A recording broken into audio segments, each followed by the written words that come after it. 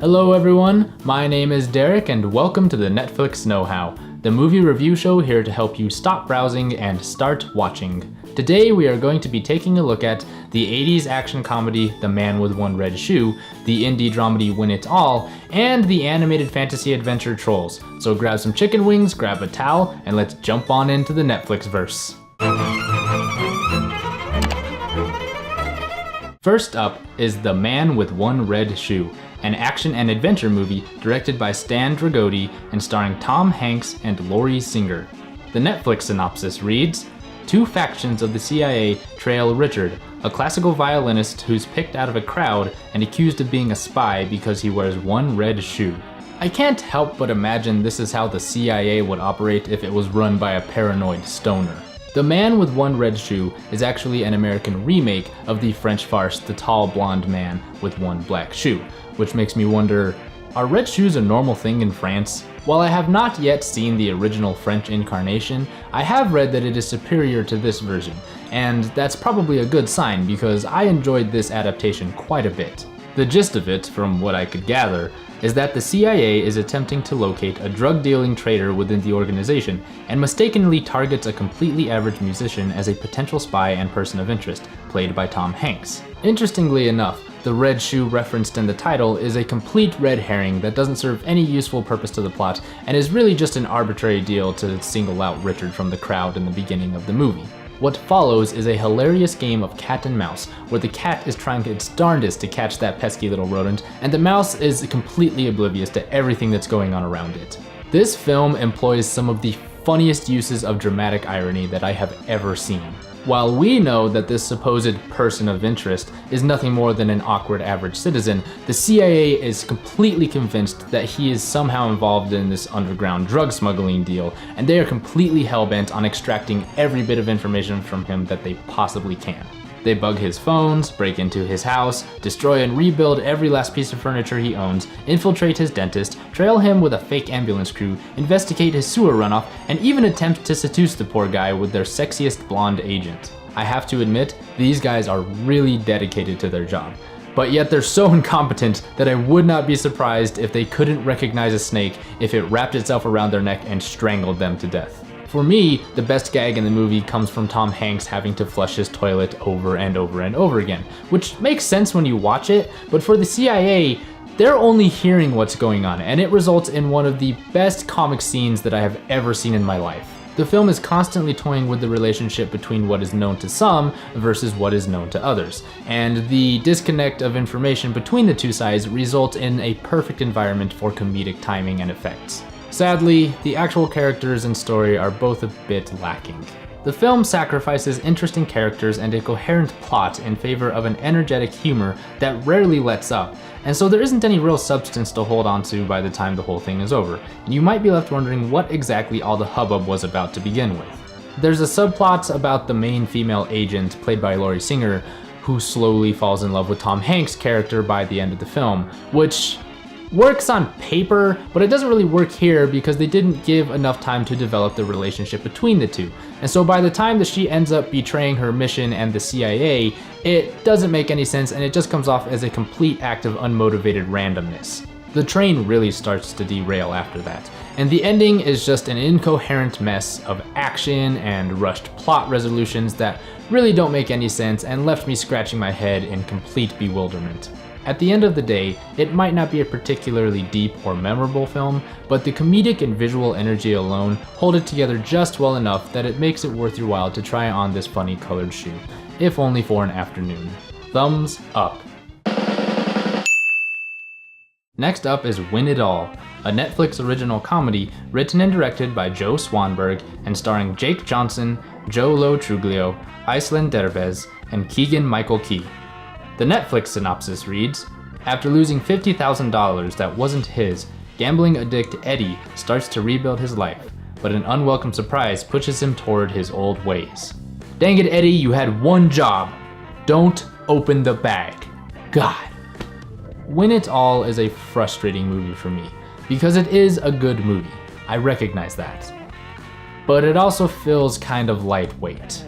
What I mean by that is I don't get a real sense of urgency or importance to anything that is happening in this movie, which is strange because there's a lot of serious stuff going down here. The premise is good. Eddie is essentially tasked with babysitting a mystery bag while a shady colleague of his has to go spend some time in jail, and in return he gets a $10,000 bonus, no questions asked. Seems simple enough, right? Now the smart thing to do would be to throw that bag in the deepest, darkest corner of your storage closet and forget that it even exists. Of course, Eddie does look in the bag, otherwise we wouldn't have a movie. And what he finds is a plethora of money that is just fuel to the fire of his gambling addiction. So on paper, this is a solid enough, if simplistic, setup, and the film follows many of the cues that you would expect from a movie like this. Eddie goes and talks to his sponsor about his addiction problem and finding the money. The sponsor tells him not to take it. He rationalizes that using just a little bit will be okay, and for a time he actually does okay. He wins some money and things are all right. But of course, it isn't very long before things start to go south and the world and all of the problems surrounding this bag of money start to close in around him very, very, very quickly. I do find it refreshing that this film has a more lighthearted tone than many of the brooding dramas depicting the downfalls of addiction, and Jake Johnson as Eddie is an immensely likable character, even if his decision-making process is not terribly well thought out. The film also has a tendency to downplay more dramatic moments, which is great because it doesn't glamorize the false highs of addiction, and it really emphasizes the fact that things can turn sour in just a single moment. The final poker scene in particular is absolutely fantastic.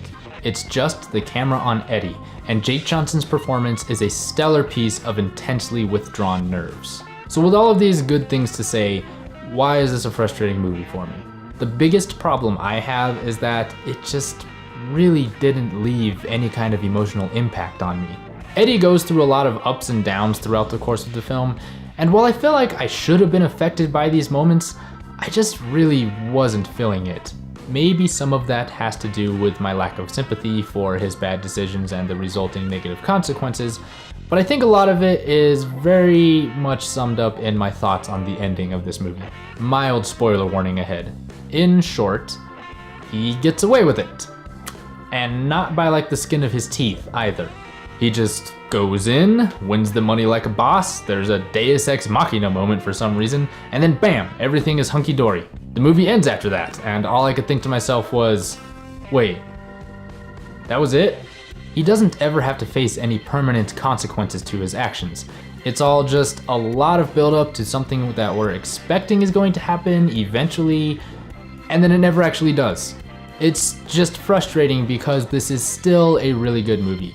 It's well written, well directed, well acted, and I really did want to like this movie, and I guess in some ways I did, but the fact that it really didn't leave any sort of emotional resonance with me is just a huge problem. Thumbs down. Finally, we have Trolls, an animated children's and family movie directed by Walt, Dohm, and Mike Mitchell, and starring the voices of Anna Kendrick, Justin Timberlake, Zooey Deschanel, and Christopher Mintz-Plasse. The Netflix synopsis reads, when their fellow trolls are captured by hungry Bergens, upbeat Princess Poppy and her grouchy pal Branch embark on the adventure of a lifetime. Okay, first thing, you're gonna talk about Adventure of a Lifetime in the synopsis, but then you're not going to include Coldplay's Adventure of a Lifetime in the actual movie? Who makes these decisions? Second thing, you're probably wondering what the heck a Bergen is. All of this is explained in the film's super colorful and bright opening, but the main gist of it is that Bergens are these really nasty, horrible monsters that can't really feel happiness unless they eat a troll, I guess.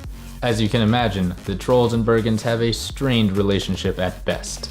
Also, it's a total load of crap because you can clearly see the Bergens experiencing happiness immediately after the prologue states that they can't. So yeah, the moral of the story is pretty obvious about 10 seconds in. I feel like I've gotten off on the wrong foot here because Trolls is actually a ton of fun. Ever since the astounding success of the Lego Movie, movie studios have been clamoring to jump on board the children's toy product train, with mixed results at best. Thankfully, and with a few minor misfires sprinkled in for good measure, Trolls lands squarely on the good side of the fence. This is a jukebox musical, meaning that they take popular songs from the charts and rework them into musical set pieces for the film, which is something that I'm not generally a fan of, but I have to admit, they made me a believer with this one.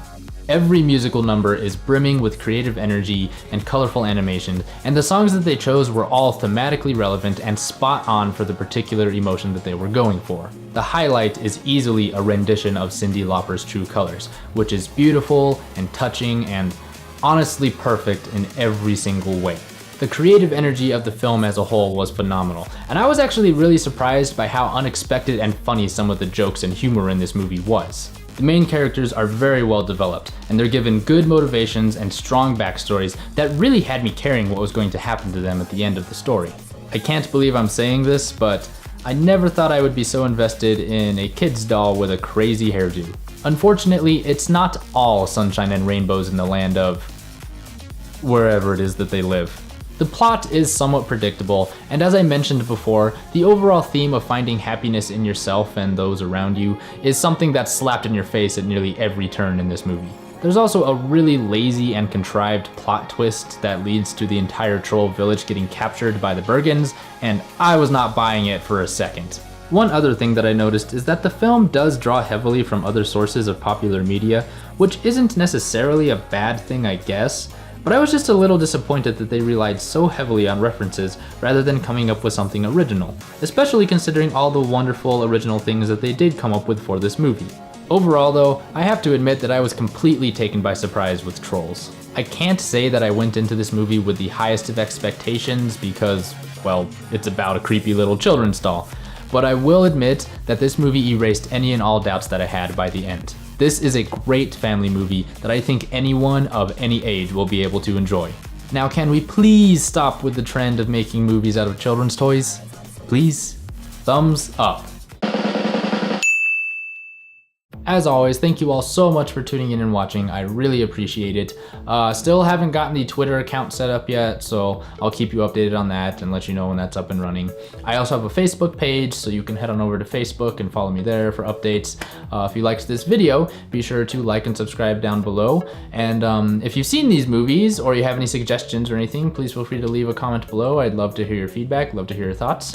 Yeah, that's all I have for you this week. So, if you want to know your flicks, you know where to click. Happy hunting, guys. See you next week.